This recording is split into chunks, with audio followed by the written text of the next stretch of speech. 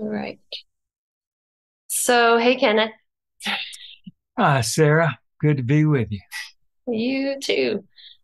Um, so the reason I wanted to do this video with you, this conversation, is to have some kind of a record, I guess, of my own healing process and then how I've translated that into the work that I do with clients in therapy and the mysterious stuff that happened in between that.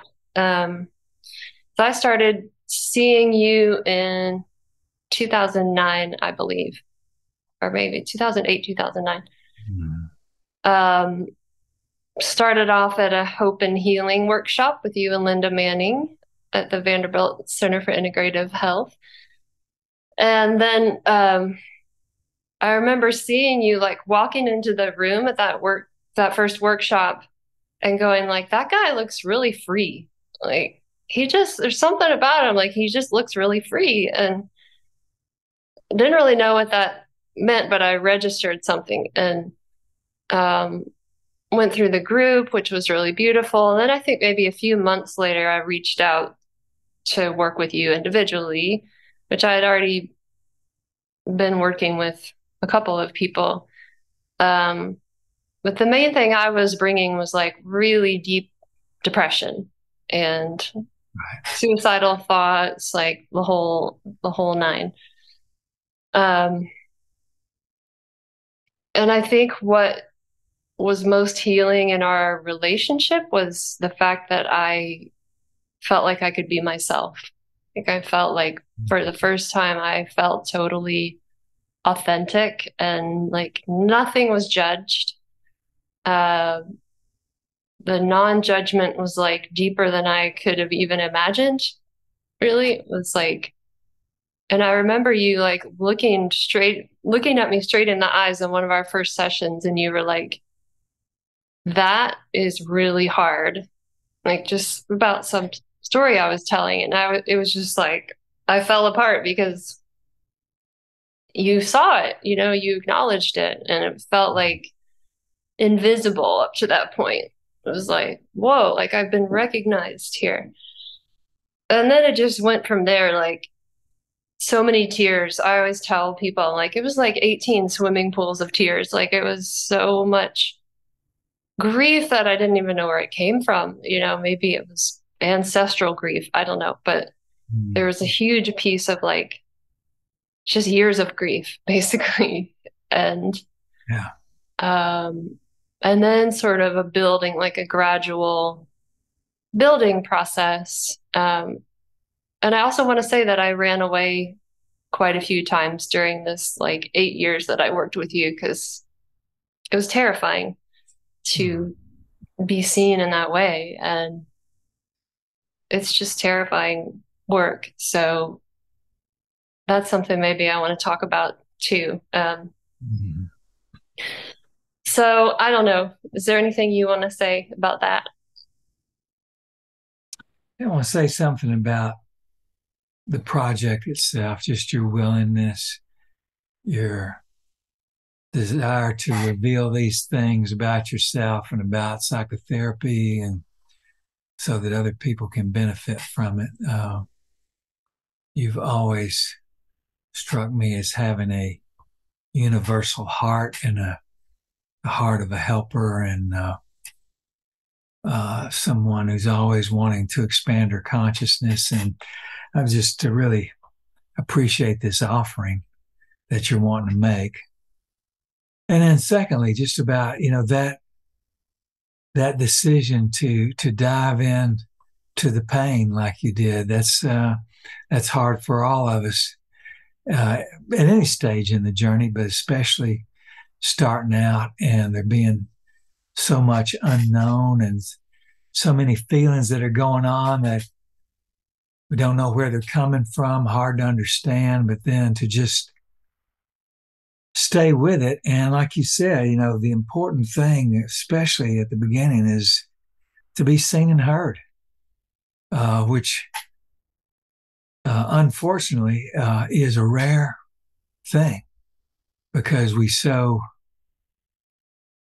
we're just kind of built to protect ourselves through denying trauma, and both, as a society and personally. And so just to break through that barrier to where we can go, I think something happened to me. It takes a lot of courage and persistence, as you say, and running and coming back. And hitting rock bottom. Yeah. Might be necessary. I don't know. Uh, Yeah. so Some kind of bottom, some kind of bottom. some kind of it's not working, some kind of there's more to me than what I think there is. Right. Right. Um, so in working with clients now these days, this is really my primary motive is to see people, to really to witness people and to hold them kind of in the way that I was held, like to pay that forward. And I'll literally tell like most people that story that I just told, because I really want us to be on equal footing. And I feel like there's so much in the medical model that's kind of putting the therapist or the doctor or whoever the expert in this role of knowing everything when you don't know everything. You just met the person, like Right. you don't know them at all. So I really want to be humble in that space. And I think that is actually hard for people sometimes. I mean, in the same way it was hard for me to be seen. It's like, oh, you want me to just be 100% real and be myself? Like, whoa, that's kind of a big ask. That's right. Yeah. We don't even know always how to do that at the beginning, right? What that even means. It has to be, like you say, that non-judgment has to be there so that things can begin to arise that I've been judging. I, as the client, have been judging often severely. Yeah. Right. Right. So I guess I want to ask, like, maybe you don't remember specifically, but I know it's happened to you with other clients too, like that running away or that like you're doing it wrong or some kind of like reactive process that happens. Like, how do you cope with that as a therapist? Oh, I think at first I get scared. Are they okay? Is the person okay? Were you okay? And then also I get my feelings hurt. Uh, it's like, and then the questioning, oh, did I go too fast? Was I not tuned in? Did I miss something? I think you go through all that. And then also with the background being that this is how it is with trauma. We can't do everything at once. We have to go toward it, be able to back away from it. Also, to give you your freedom, it is up to you when any of that happens.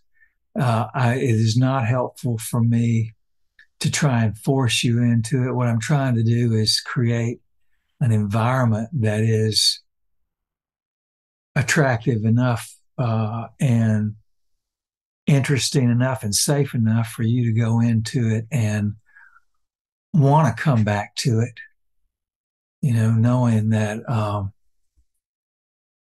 just intimacy itself is hard. Revealing ourselves to another person is difficult under any circumstances, especially when we're going into areas that we're not even all that familiar with ourselves. Right. And I'll say for as a client, like there were times when maybe I needed to grow on my own. Like maybe I was like an individuation moment where it was like I need to just do this myself. And which, who knows what the developmental age was at that point, but maybe Mm-hmm. it was something that that was helpful in some ways, especially to be able to come back and not be judged yet Yeah, again. it really is a developmental place because there are points like first there's the Is it safe? Can I trust this person? Once we begin to feel like maybe I can, and then we start depending on the other person, counting on them, that's a scary place. Mm-hmm. That may be something that's rarely been done, and there's fear and kind of a protective feeling, resistance to that. And there's just a period that we go through where we need to have that dependence, that maybe we aren't able to depend on anybody. Right. And then there comes that point, like you're saying, where it's like, okay, with growth, I've also got to know that I've got myself too. And it's not just all about the person who's trying to help me. It's, I want my life is mine and I want it for mine. Yeah. I guess we're talking about attachment and different like attachment wounds, and they all look a little different. Um, Yeah. so one text I know you teach from a lot is Stephen Johnson's character styles. And Right. um, the you call it the earth seeker type, and he calls it the schizoid type, but it's the personality that kind of has like the earliest wounding, like infant, or maybe even, pre-birth Yeah. kind of wounding. And so even though probably we all have elements of all the personality styles, like I identify with that one most. And I feel like attachment is so dicey for that one. Yeah. That there is something so terrifying about it that the running away is an absolute necessity. But to see, like, will you still be there when I come back? Like, I must run away, but you better still be there when I come back. That's right. That's right. Yes. That you don't have to surrender yourself in order to have the other person. I mean, that's an experience that we have. It's like, I've got to lose me in some ways to keep my caregivers, protectors, mother, father, whatever, and to be able to keep ourselves and still have the connection is the healing. Still working on that one, Kenneth. Me too. Me too. It helps that you agreed to do this project, to be honest. Yeah. In what way? Because I was like, is he really going to say yes to this? Maybe because I moved to Hawaii. I moved away from the healing community I was a part of through working with you. And I don't know. I think it was maybe part of this attachment healing. Right, that you could move away, be far away, and we could still be connected. Yeah, Yeah. So thank you. gladly. And I would love for you to get into that's maybe for a later time, but the importance of that move, because I think that was really significant. Well, yeah, I can get into it with respect to the Earth Seeker Yeah, type. And I love that you renamed all the character styles to in a healthy way of like, what is this person longing for, kind of a thing. right. And I mean, there's no better place for an Earth Seeker than Hawaii. How I got here is complicated, but doesn't really matter as much as being here. And I don't know. I just feel like the Mother Earth just has her arms wrapped around me like 24/7 here. And I want to say maybe I've started to take it for granted, but I don't think I have. There's still moments of just like, I'm so grateful. I'm so grateful to be in this place where I just feel held, Yeah, yeah, Um, and, maybe it's just a little bit of a miracle how I got here because it was not planned, but it felt like really necessary. Um, so that's all I can say about that. say it again. That's all I can say about that right now. Yeah, I just, when I think about these early wounds and attachment wounds, and uh, is it safe to be here? Do I belong here? Am I good? Is this world good?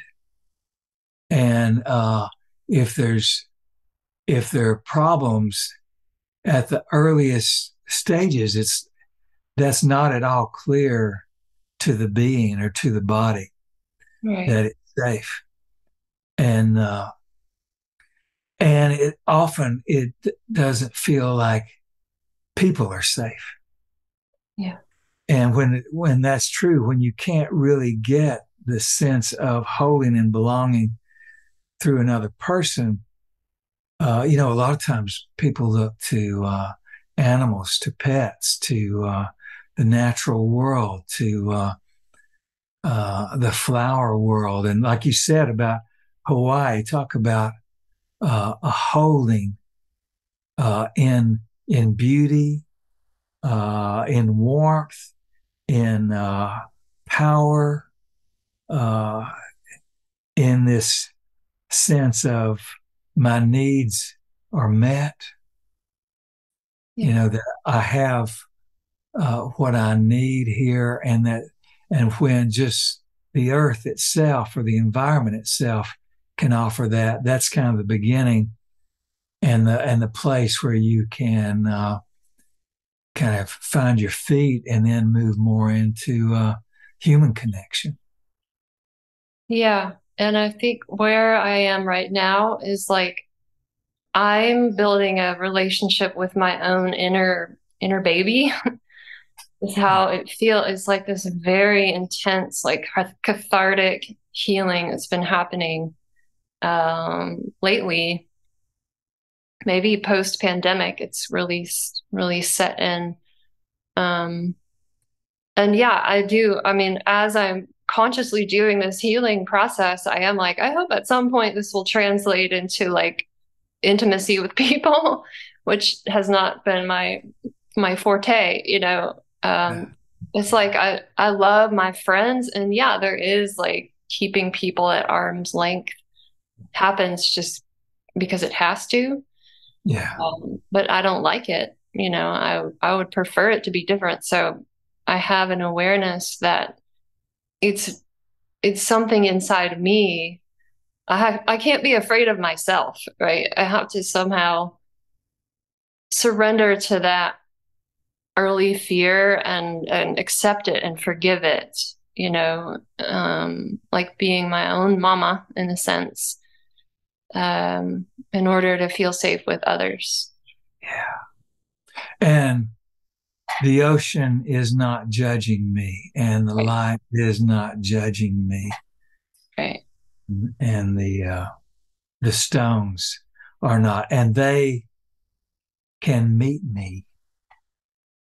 I can come out and meet them, and that it can't always be. The other person doesn't always meet us, or we're not able to come out and meet them. Yes. Um, this is making me think of a John Parakos workshop I did like years ago in New York City, the founder of Core Energetics. But he said something like I was up there working and I don't know what I was doing, but he said something like everybody has a piece of this in them. So this existential terror, let's call it, there, even though maybe that's my primary thing, like everybody's got some of it. So that makes me feel like, well, I'm not alone, you know. Um, and working this is important, it's important. And that weirdly makes me feel like I belong. That's right. That you're not the only one who's grappling with this. Right. Yeah.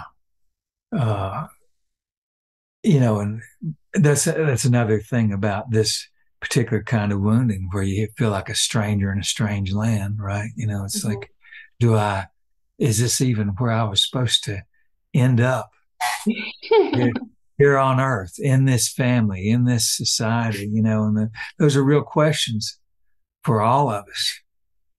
and yeah, there's nobody. I mean, the people can go a lifetime without asking themselves these questions, but there's nobody who doesn't have this to waiting on them, if they inquire. Hmm.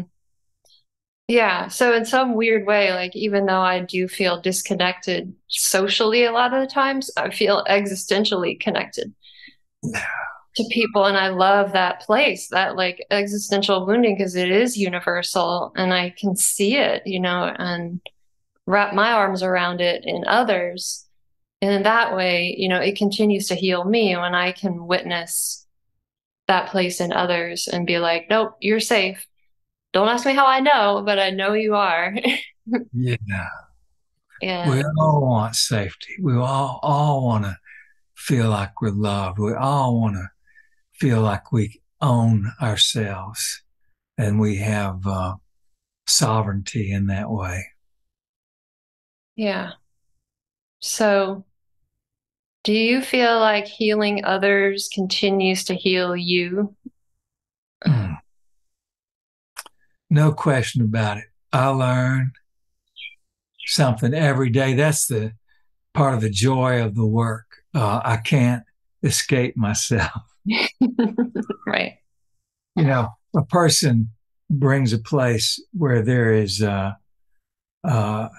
great pain, and if I if I don't go there with them, I'm not doing my job. I can't help them heal. Now, if I do go there with them, I get healed in the process.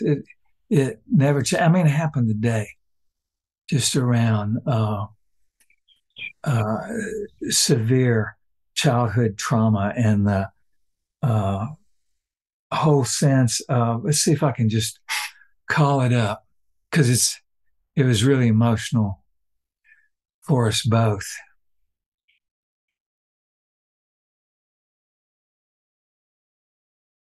Well, it was around it happened. It was another layer of it happened. This was childhood sexual abuse, and there was. She was able to say, "Today I was tortured." Mm.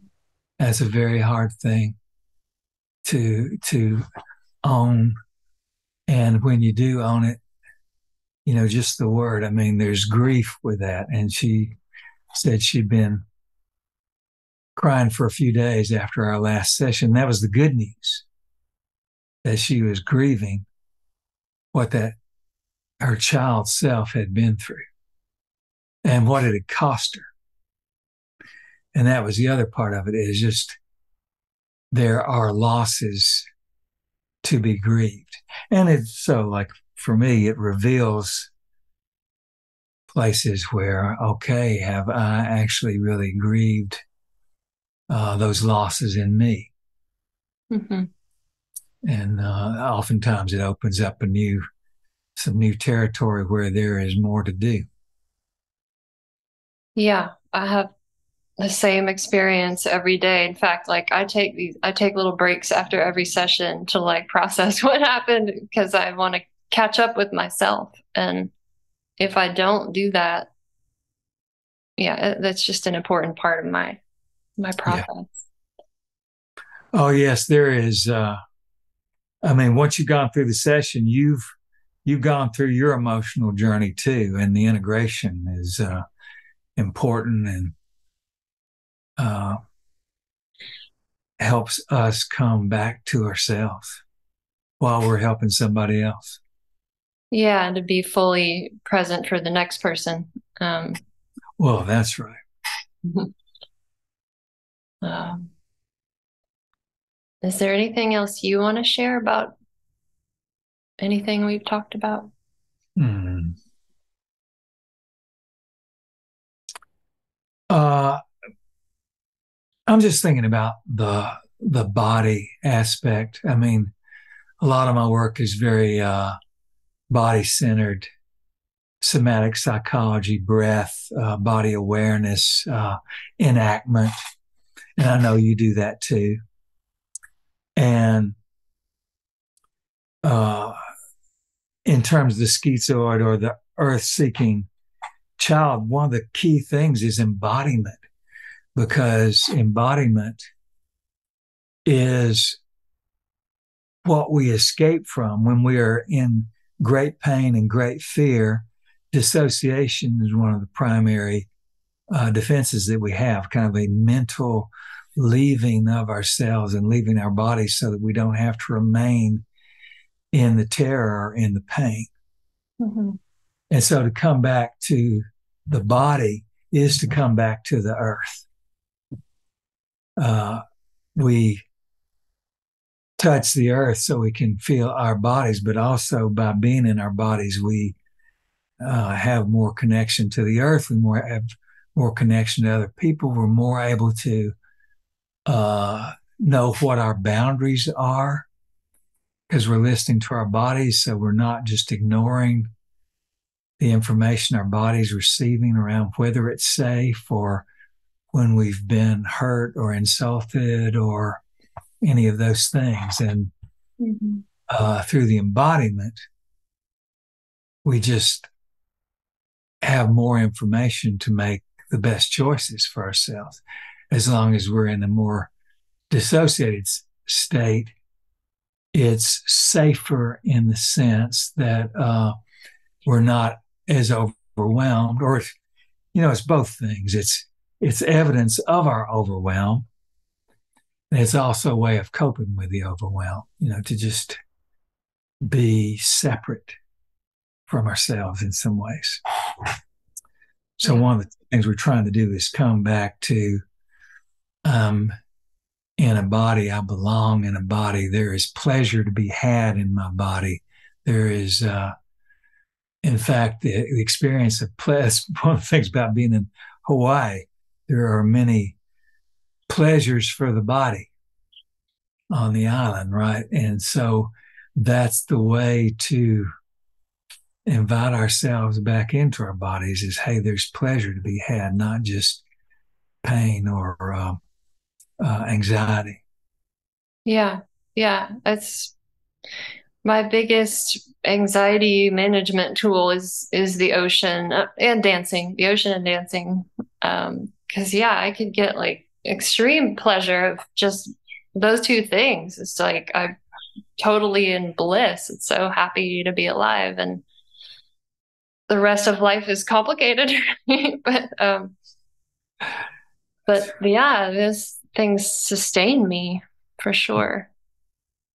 And just the experience of bliss is kind of this signal is there are other possibilities, there are other ways to live, there's something to receive from other people and from the world. Yeah.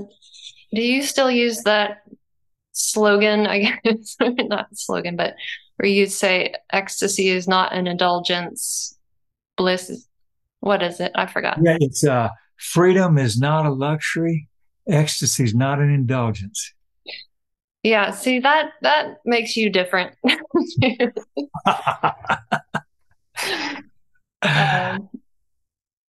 Because Well, I'm glad you're bringing it up. I mean, I am guided by the ecstasy. It's not like we can make ecstasy happen so much as my suspicion grows more and more that we are ecstatic beings.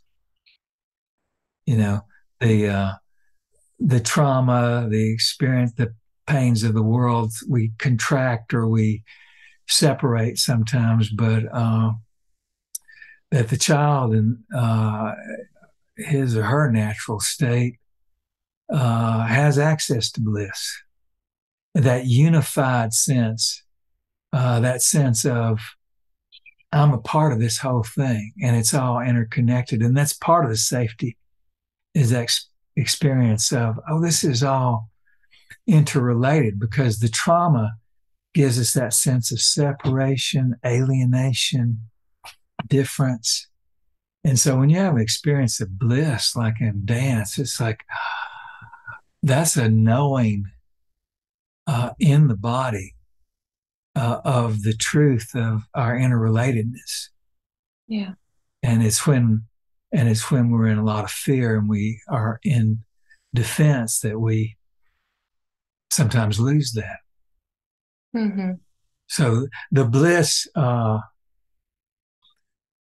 is kind of a signal that there's much more to me than my woundedness.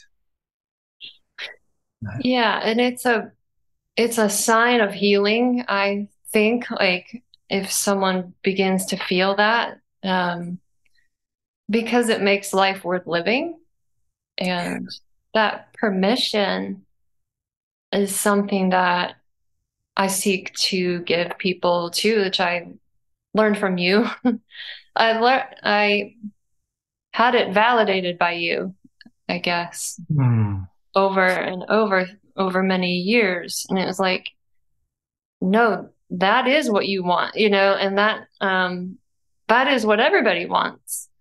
yeah, And it's like so freeing to identify that, like that's healing. Because I think there are so many mental versions of what healing is that are really not true. um, yeah.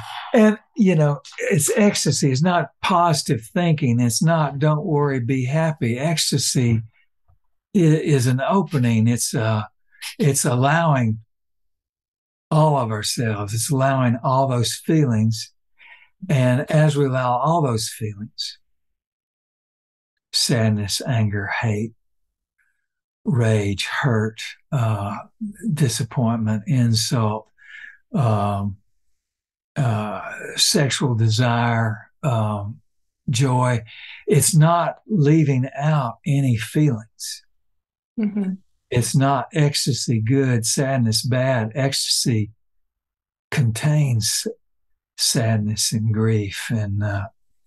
and anger. Yeah, which is why I feel like validation, as simple as a tool as it seems to be, maybe clinically, is kind of everything. It's like, yeah, every part of you is okay and sacred and holy, in fact. And Yeah. um, I feel like sometimes I get feedback from clients like this is too simple. We're just having a conversation, and like you said, that it does hurt my feelings sometimes, but I also Yeah. realize that if you've spent a lifetime feeling invalidated or invalidating yourself, and someone's just sitting there saying, nope, that's okay, nope, that's okay too, it starts to feel really dangerous. And some That's, pushback would be actually expected. yeah. So, Just a way of saying, I'm scared. In so many yeah. ways, we have to honor that. But uh, yeah, that's a that's a whole topic about all the kinds of things that happen in therapy. People talk about therapy as rent a friend or something like that, and that's just a huge signal of not much exposure or awareness or understanding of what's going on because the world's going on in a psychotherapy session. Yeah. Yeah, and there's a lot happening right now in terms of, I don't know, like Gabor Mate and people like really bringing trauma informed um, care to the forefront, which is very cool. And at the same time, people start getting very mental about it. Like, well, let's do this trauma informed treatment in 6 weeks, and let's bring out my inner child and heal her like right now Yeah, yeah, because I've been told that's what needs to happen. It's like, yes, and it may take many years, a lifetime, and nobody wants to hear that. that's right. That's right. And one moment of genuine connection can be transformative, right? One moment where you feel like the therapist is being authentic and I'm being authentic. And sometimes in therapy is the first time anybody experiences that. And if not the first time, maybe one of the few times they've experienced it as fairly reliable. And we'll miss, it's there's no way to do our work perfectly because it's an ongoing experiment, but we know where we're trying to get to. And one of those places is just one human being meets another without uh, judgment, without barriers, or without trying to take advantage of, get the upper hand, use the other person, where uh, we're both sitting here together as free beings trying to get freer, trying to know that freedom. Yeah, which reminds me of Stephanie Fu and her therapist, Jacob Hom, which is kind of what gave me the idea to create this video in the first place. She's a journalist who wrote a book about recovering from complex trauma, and um, a lot of her journey included like trying to find the right therapist. And when she finally met Jacob Hom, it was like, there's something authentic here. There's something real. Like he exposes his vulnerability. He exposes how much he cares about her and how hurt he is by the things that happened to her. And like, oh, I messed up there. Um, and it's almost like she did a lot of important work before she met him, but that was sort of the turning point. It seems to me. I don't want to put words in Mm. her mouth, but um, yeah, just that authentic connection, and like she had been searching and searching for it. Um, Yeah, and there's just that part, you can be with somebody who's a psychotherapist who's a good person, has some things to offer, but uh, not be that match that we need, that we couldn't even name all the things that that person would be, but we just began to know, oh yeah, this is what I need. Something about what happens between us is nourishing and free. yeah, and the breath work element that you bring um, was so vital to me. It was absolutely essential in terms of what you were saying before about embodiment, and like it's almost like I've just been holding my breath my entire life, and to to breathe is like a revolution or something. That's right. It is. And we don't know. It's an unconscious thing. We're all breathing, so we assume, yeah, everything's fine on that front. But actually, all the ways that we hold, embrace, and grip, in an effort to protect ourselves and to stay safe and to try and be what we think the other person needs from us. Those are all happening unconsciously, and it's happening in our bodies too, including uh, don't take a full breath, because a lot of things start happening when we take a full breath. We begin to be return to our body, to feel our feelings, to experience need, Hmm. which we've needs that we've tried to bury for a long time. Um, Yeah. Breath begins to connect us connects us to a wider world, and all that is new. So let me ask you this. I know that you are doing more in-person sessions now, but during the COVID online era, like how did you work breath work in to those sessions?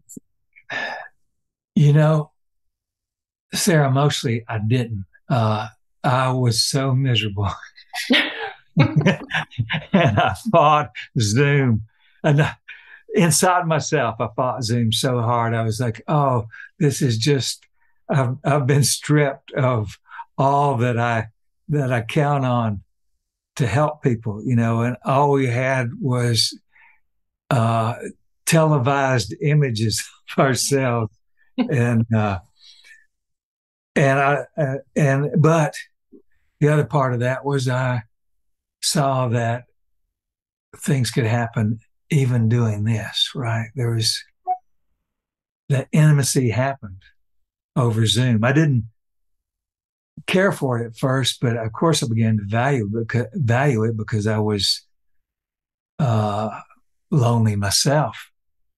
And so I valued Zoom in that way. But then I began to see it's what we had, and the need in everyone that I talked to was so great, right? So even that, I think the need transcended the medium in many ways. But what I did switch to was I know some people are doing like breath work through Zoom, but I haven't. I just feel like I want to be there with the person for what happens. There are plenty of breath practices, of course, we can do our own on our own. But what I did with Zoom was like still keep the focus on the body, asking questions about the body. What's it like in your body right now? What do you notice? Uh, where's the energy flowing? Where's the tension? Mm-hmm. Uh, and those kinds of questions that lead us back to our body. I don't. I think the breath and dance and yoga and all the arts that allow that embodied expression are so crucial to what we do. But Mm-hmm. just having someone be with us and being interested in what's going on in our body is healing, and it's the feeling the person knows and cares that I exist. I exist is a question for someone who has those attachment and birth kind of wounds. Mm-hmm.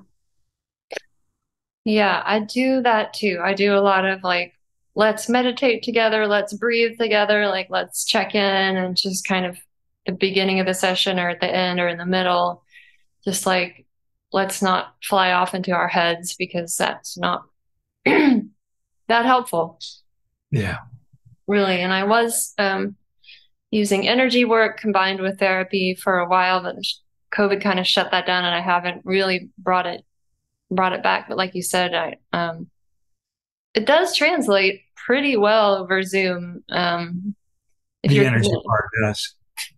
yeah, well, the breath part and the energy part, I do a little of both, but I think of it Mhm. mainly as mindfulness and Right. um, Yeah, that's an important distinction, because uh, grounding, I call that particular wound like earth seeking, and grounding is a big part of that.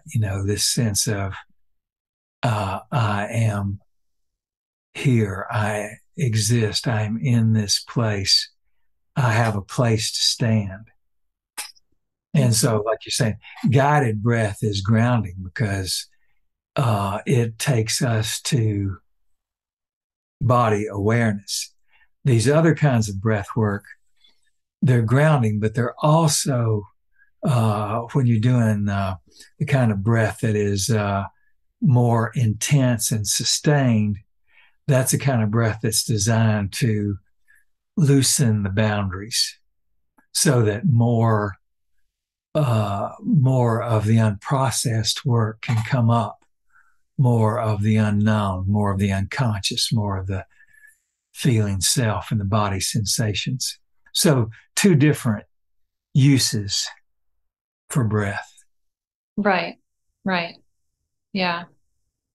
I have actually referred people to breath work in the past since it's not something that I actually offer, but Uh, um, hoping for an integration of some kind right, right. with that. But is there anything else you want to say about that? Mm.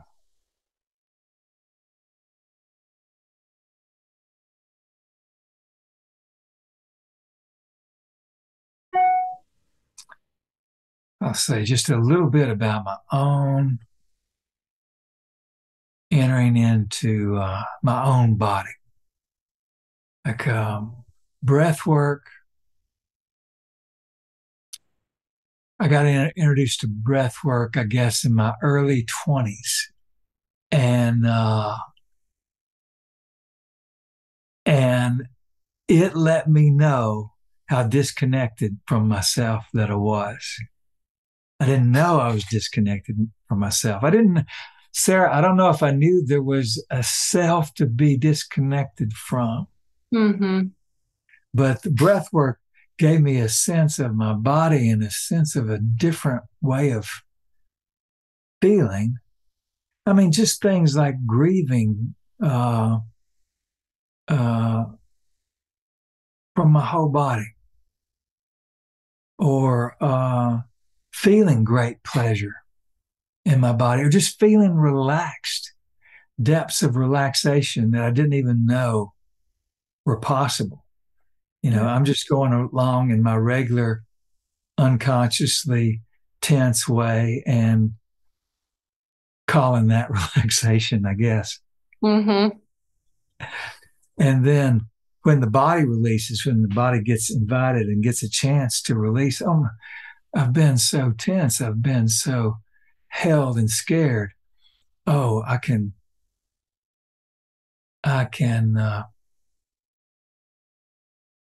relax at levels I never imagined. Mm-hmm. And talk about, you talk about, oh, this is too simple. Uh, relaxation sounds so simple, but the kind of relaxation we're talking about is not lying down on the sofa, and getting ready for a nap. It's a release at the core levels, so that we're not having to fight ourselves, fight our feelings, fight our needs, fight anybody finding out that we feel these things or need these things. And that's a different type of relaxation. Right. That's freedom. Yeah.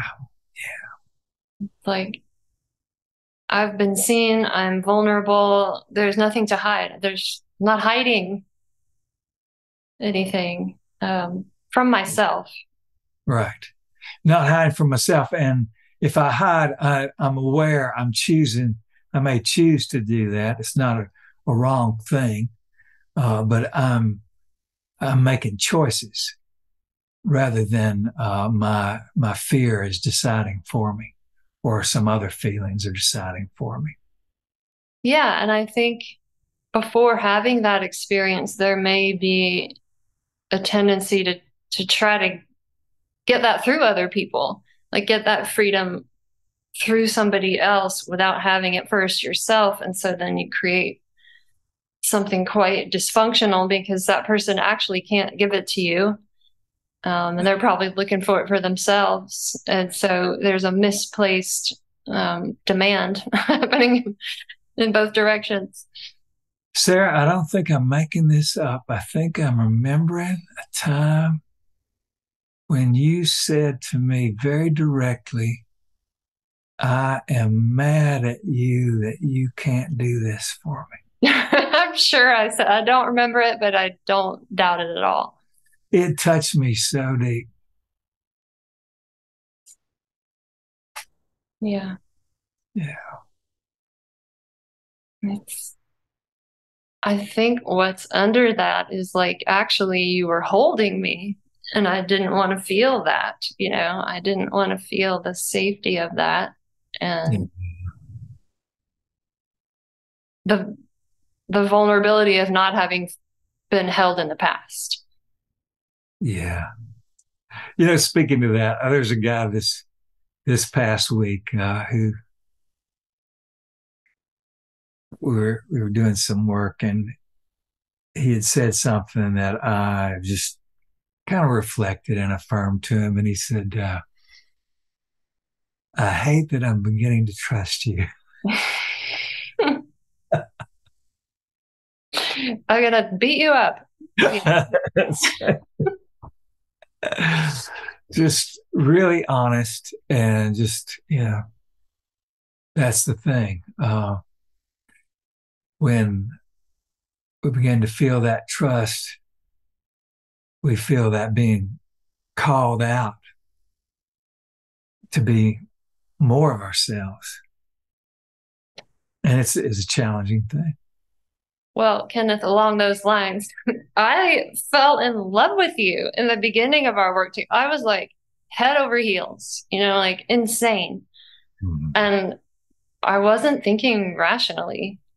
And I remember bringing that to you, saying like, this is happening. Like, I don't know what to do. And you were just very calm. Like you didn't push it away, but you were like neutral, and but loving and compassionate. And it was again like I can bring that. I can bring whatever. And it wasn't that embarrassing because you were just like, huh, you know. And I needed to go through that falling in love process and not have that be pushed away or judged. And then it was like, okay, I'm safe to like be attached to this person. Yeah. So glad you brought that up. I mean, that is such a vulnerable thing, you know, for you to bring this in love feeling, which is like, we all know that's an out of control feeling. Like we're not calling all the shots at Right. that. And that's also the place where it's so important that we not be taken advantage of in that moment of that kind of vulnerability and that wide open outpouring of love, right? And to just let that be there without it being exploited or used. Hmm. A key moment, Yeah. a key moment that can last for, days, weeks, months, but key. So I don't know if that is characteristic of schizoid earth seeker types, but that I have a strong tendency to fall in love like that, and I needed it held safely. I needed it treated with so much safety. Yeah. And so, yeah, just thank you for that. Very grateful to be in it with you. And I will say about the thing I wanted to say about that too was your life force. One of the things with the earth seeking type is when the life force is met with harshness or rejection or whatever, we pull our life force in really back toward our core to try and protect it. Right. And then here is this moment where you're beginning to trust, and it's like, then that's life force, and you've got a lot of it. It is opening and coming to the surface and coming out, and that's like birth. That's like being born anew Mhm. after a deep contraction, and to just let that be and let that flow, and to have the pleasures of your own life force. Right.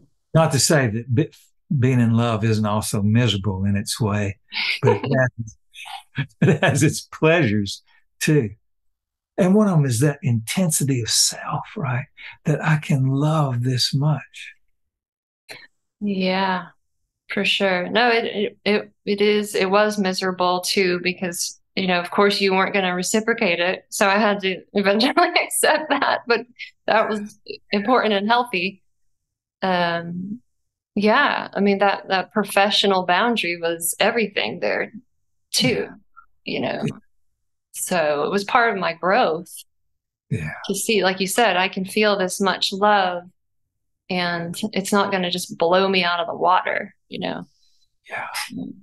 So yeah, maybe I'm still sitting with that. It's one of those places where you talked earlier about the mutuality, and we're sitting together in psychotherapy.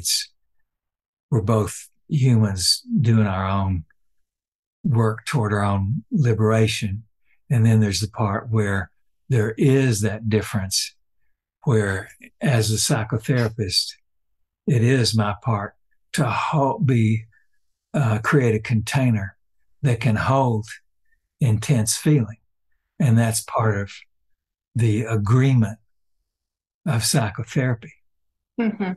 to be able to offer that, so that you can have feelings that intense and find your way with it to know, oh, okay, I can work with this, like you're saying. I can have this kind of power Hmm. and not be overwhelmed by it. I can learn to not be overwhelmed by it.